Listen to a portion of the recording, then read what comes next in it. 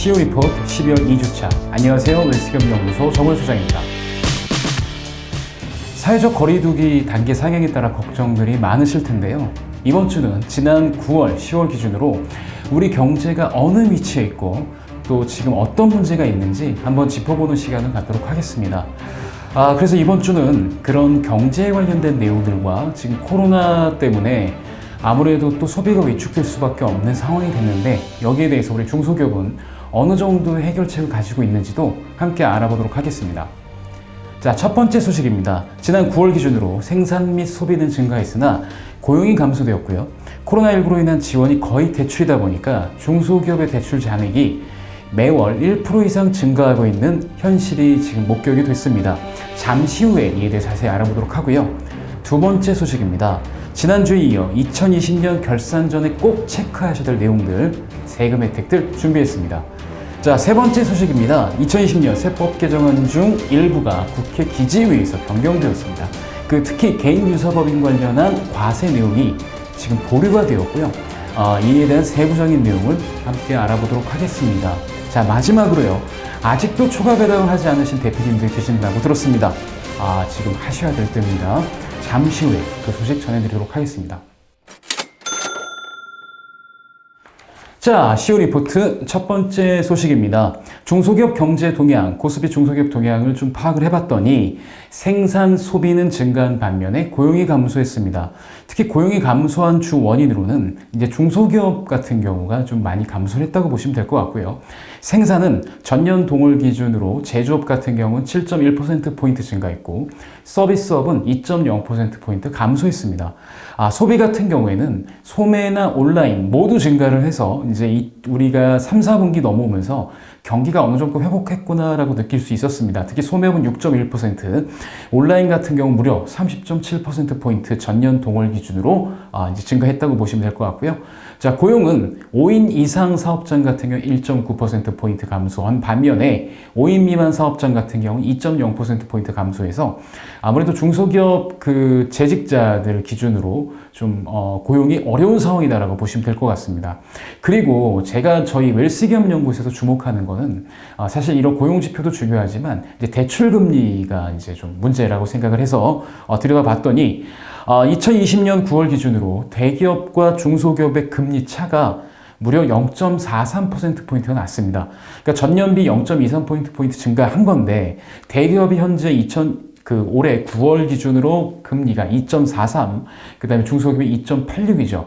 특히 중소기업 같은 경우 코로나19로 인해서 지금 대출 잔액이 늘어나고 있는 상황인데, 이 금리도 역시 대기업과 스프레드 차가 크다 보니까 이 부담이 더 가속된다고 보면 될 것 같습니다. 그리고 지금 코로나가 다시 유행하고 있는 상황에서 내년에 이제 재무제표 결산이 끝나면, 올해 12월 결산이 끝나면 내년 3월에 이제 각종 신용평가들이 나오게 될 텐데, 이 중소기업에 대한 좀 신용평가 유예라든가 이런 것들을 좀 진행해주지 않게 된다면, 자칫 잘못하면은 중소기업은 코로나19 극복을 통한 대출 증가로 인해서 경영성이라든가 모든 지표가 악화될 수밖에 없고, 이로 인해서 고용 역시도 흔들릴 수밖에 없다는 생각입니다. 그래서 이런 좀 정부 정책적인 지원이 필요하지 않을까 생각이 들고요. 그 다음에 2020년 결산 전에 꼭 챙겨야 될 항목입니다. 자, 고용을 증대시킨 기업에 대한 세액공제들 역시 지난번에 소개를 드렸지만, 이번 주에는 근로소득을 증대시킨 기업에 대한 세액공제를 설명드리겠습니다. 그래서 직전 3개년 평균 임금 증가율 3.8% 이상 2020년에 근로자들의 평균 이제 근로소득이 증가했다면, 고용만 유지되어 있는 경우에 초과된 금액의 20% 정도를 세액공제를 받으실 수가 있습니다. 그래서 혹시 올해 근로자들의 급여가 올랐고, 그 다음에 이 급여가 오른 게 고용 유지가 전제가 되어 있다라고 한다면 이것도 체크를 해 보셔야 되고요. 그 다음에 혹시 올해 성과가 좋아서 성과금에 대한 공유를 근로자화 하시는 기업이라고 한다면 꼭 신청하셔야 됩니다. 성과공유 중소기업이라면 사전에 3개월 전에 이 성과금에 대한 서면 약정이 있고, 그리고 이 성과금이 약정한 대로 지급이 되었다고 한다면 이 지급된 성과금의 10%가 우리 법인 입장 세액공제가 되고요.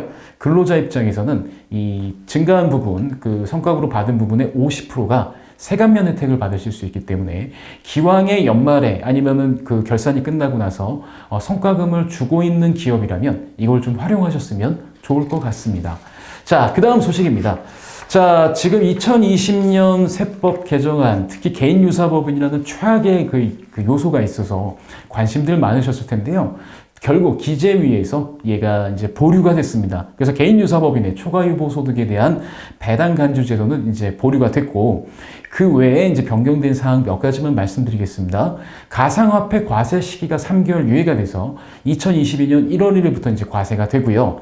부부 공동명의 1주택자에 대한 종부세 내용이 좀 바뀌었습니다. 그래서 1주택자의 경우에서는 1주택자로 신고가 허용이 돼서 9억 원 기본 공제에 고령자 및 장기 보유 공제가 적용이 돼서 역시 종부세에 대한 부담이 줄어들었다고 보시면 될 것 같고요.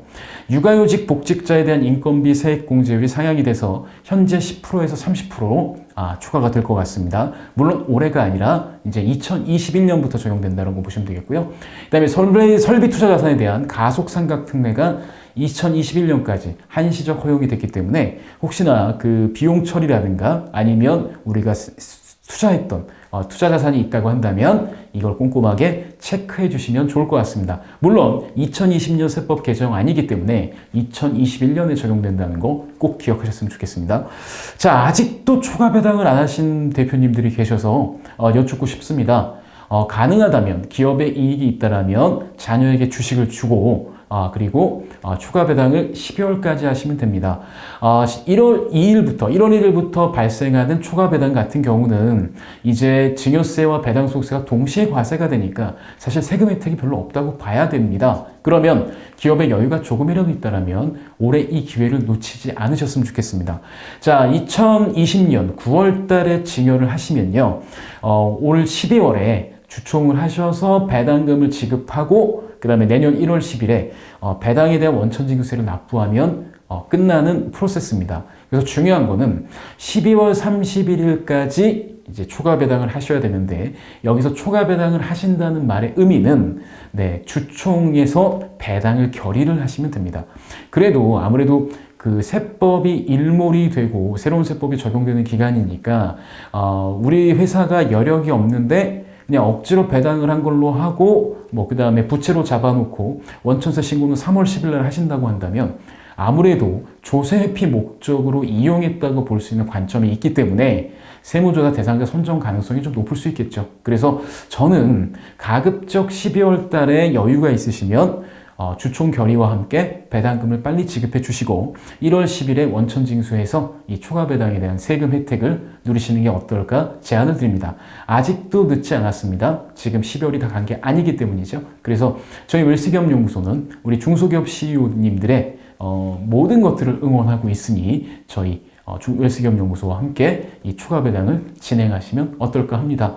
자, 올해 2020년 12월 2주차 CU 리포트 내용은 여기서 마무리하고요. 다음 주에 더 좋은 내용으로 찾아뵙도록 하겠습니다. 안녕!